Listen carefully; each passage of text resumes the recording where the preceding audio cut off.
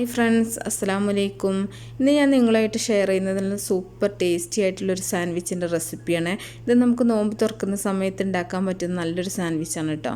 ചൂട് സമയത്തൊക്കെ കഴിക്കാൻ പറ്റുന്ന നല്ല ടേസ്റ്റി ആയിട്ടുള്ള ഒരു സാൻഡ്വിച്ചാണ്.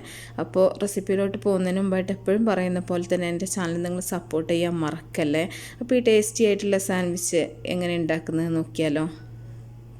ആദ്യം തന്നെ കസ്റ്റർഡ് റെഡിയാക്കി എടുക്കാനായിട്ട് 1.5 ഗ്ലാസ് പാലിലേക്ക് ഞാൻ 1/4 കപ്പ് പഞ്ചസാര ഇട്ട് കൊടുക്കുന്നുണ്ട്. ഇനി ഒരു 2 ടേബിൾ സ്പൂൺ കസ്റ്റർഡ് പൗഡർ ഒന്ന് പാലിൽ കലക്കിയിട്ട് അതും കൂടെ ഇതിലേക്ക് ഒഴിക്കുന്നുണ്ട്.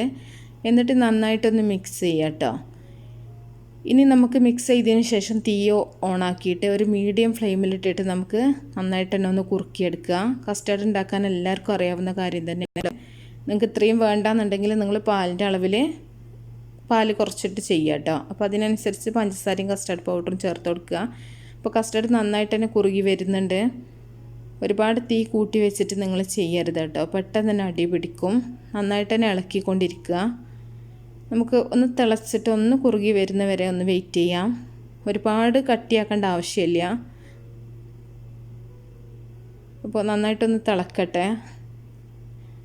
നന്നായിട്ടൊന്ന് തിളച്ച് വരുന്ന സമയത്ത് നമുക്കിത് തീ ഓഫ് ചെയ്യാം. പഞ്ചസാര നിങ്ങൾക്ക് 1/4 കപ്പ് എന്നുള്ളത് 1/2 കപ്പാക്കി മാറ്റാം കേട്ടോ. നല്ല മധുരമാണെന്നുണ്ടെങ്കിൽ 1/2 കപ്പ് പഞ്ചസാര ചേർത്ത് കൊടുക്കുക. അപ്പോൾ നന്നായിട്ട് തന്നെ കസ്റ്റർഡ് തിളച്ചിട്ടുണ്ട്, നന്നായിട്ട് തന്നെ കുറുകി വന്നിട്ടുണ്ട്. ഇനി നമുക്ക് തീ ഓഫ് ചെയ്യാം. ഇത്രയും മതി കേട്ടോ. ഇനി ഇതൊന്ന് ചൂടാറിയതിന് ശേഷം നിങ്ങൾ ഫ്രിഡ്ജിലേക്ക് മാറ്റുക. ഫ്രിഡ്ജിൽ വെച്ചിട്ട് നന്നായിട്ട് തന്നെ തണുപ്പിക്കുക കേട്ടോ, എന്നാലാണ് കൂടുതൽ ടേസ്റ്റ് ഉണ്ടാവുള്ളൂ. ഇനി നമുക്കിതിലേക്കുള്ള ഫ്രൂട്ട്സ് മിക്സ് ഒന്ന് റെഡിയാക്കി എടുക്കുക. ഞാനിവിടെ ഈന്തപ്പഴം, ആപ്പിൾ, മുന്തിരിയാണ് എടുത്തിട്ടുള്ളത്. ഫ്രൂട്ട്സ് നിങ്ങളുടെ കയ്യിലുള്ള ഏത് ഫ്രൂട്ട്സും നിങ്ങൾക്ക് ഇതിലേക്ക് ചേർത്ത് കൊടുക്കുക. ഇനി നമുക്ക് വേണ്ടത് ഫ്രഷ് ക്രീമാണ് കേട്ടോ. ക്രീമിന് പ്രത്യേകിച്ച് അളവൊന്നുമില്ല. ക്രീം കൂടുതൽ ചേർക്കുകയാണെങ്കിൽ അത്രയും നല്ല ടേസ്റ്റാണ്. അപ്പോൾ ഞാനിവിടെ ഈന്തപ്പഴം ചേർത്തിട്ടുള്ളതുകൊണ്ട് തന്നെ പഞ്ചസാര ചേർക്കണില്ല. അപ്പോൾ നിങ്ങൾ ഈന്തപ്പഴം ചേർക്കണില്ല എന്നുണ്ടെങ്കിൽ ഫ്രൂട്ട്സിലേക്ക് 1 ടേബിൾ സ്പൂണോ 2 ടേബിൾ സ്പൂണോ പഞ്ചസാര ചേർത്ത് കൊടുക്കുക.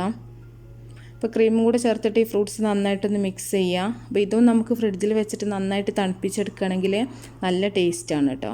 ഇനി തണുപ്പ് കഴിക്കാത്തവരുണ്ടെന്നുണ്ടെങ്കിൽ തണുപ്പിക്കേണ്ട ആവശ്യമില്ല. ഈ മിക്സ് നമുക്ക് മാറ്റി വെക്കാം. ഇനി ഇതിലേക്ക് കുറച്ച് ബ്രെഡ് സ്ലൈസസ് ആണ് നമ്മൾ എടുത്തിട്ടുള്ളത്. ഇത് നമുക്ക് ബട്ടർ ഒന്ന് തേച്ച് കൊടുത്തതിന് ശേഷം ഒന്ന് ടോസ്റ്റ് ചെയ്തെടുക്കാൻ വേണ്ടിയിട്ടാണ്. ബ്രെഡിൻ്റെ 2 ഭാഗത്തുനിന്ന് ബട്ടർ ഒന്ന് സ്പ്രെഡ് ചെയ്ത് കൊടുക്കുക. സാധാരണ നമ്മൾ ബ്രെഡ് ടോസ്റ്റ് ചെയ്യുന്ന പോലെ തന്നെ. ഇതിലേക്ക് മുട്ട മിക്സിൻ്റെ ഒന്നും ആവശ്യമില്ല കേട്ടോ. അപ്പോൾ നല്ല മുരിഞ്ഞിട്ടുള്ള ബ്രെഡാണ് നമുക്കിതിലേക്ക് ആവശ്യമായിട്ടുള്ളത്. അതുകൊണ്ട് തന്നെ ബട്ടർ നന്നായിട്ട് തന്നെ നിങ്ങൾ സ്പ്രെഡ് ചെയ്ത് കൊടുക്കുക. ടോസ്റ്റർ ഉള്ളവരാണെങ്കിൽ അതിൽ വെച്ചിട്ട് ടോസ്റ്റ് ചെയ്തെടുക്കുക. അല്ലാത്തവരാണെങ്കിൽ തവയിലോ പാനിലോ വെച്ചിട്ട് ടോസ്റ്റ് ചെയ്തെടുത്താൽ മതി.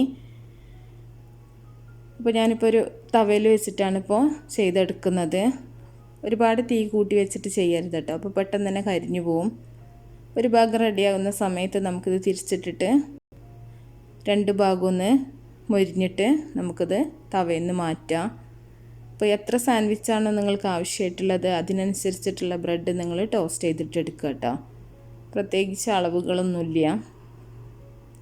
ഇനി കസ്റ്റർഡൊക്കെ ബാക്കി വരുന്ന സമയത്ത് നമുക്ക് ആ ഫ്രൂട്ട്സ് മിക്സിൻ്റെ കൂടെ കസ്റ്റർഡും കൂടെ ചേർത്തിട്ട് അത് അങ്ങനെയും കഴിക്കാം കേട്ടോ.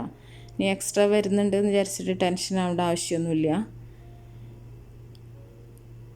അപ്പോൾ നമുക്ക് ബാക്കിയുള്ളതൊക്കെ അതുപോലെ തന്നെ ഒന്ന് ടോസ്റ്റ് ചെയ്തെടുക്കാം.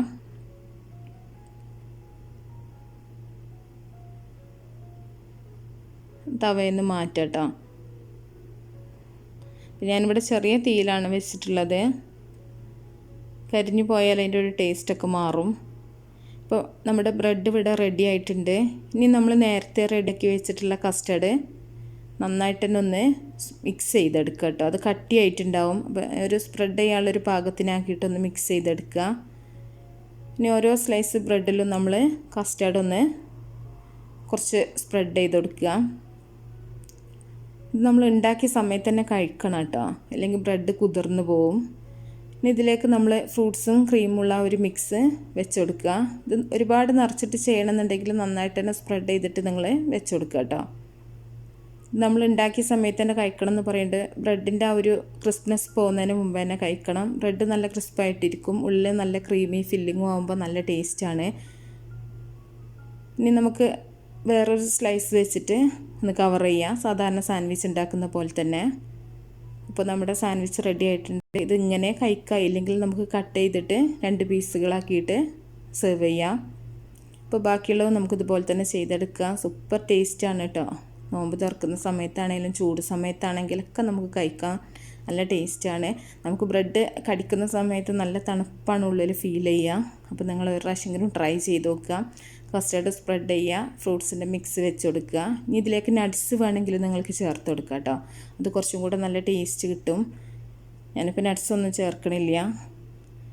ഇനി നമ്മൾ ഇതുപോലെ ബാക്കിയുള്ളതൊക്കെ നമുക്ക് ചെയ്തെടുക്കാം. അപ്പോൾ നിങ്ങൾ ഉണ്ടാക്കി നോക്കിയിട്ട് നിങ്ങളെ ഫീഡ്ബാക്കൊക്കെ അറിയിക്കുക. ഇഷ്ടപ്പെട്ടാൽ ലൈക്ക് ചെയ്യുക, അതുപോലെ ഷെയർ ചെയ്യുക. അപ്പോൾ നല്ല നല്ല റെസിപ്പികളൊക്കെ ആയിട്ട് ഇൻഷാ അല്ലാഹ് നമുക്ക് അടുത്തൊരു വീഡിയോയിൽ കാണാം. Okay, by.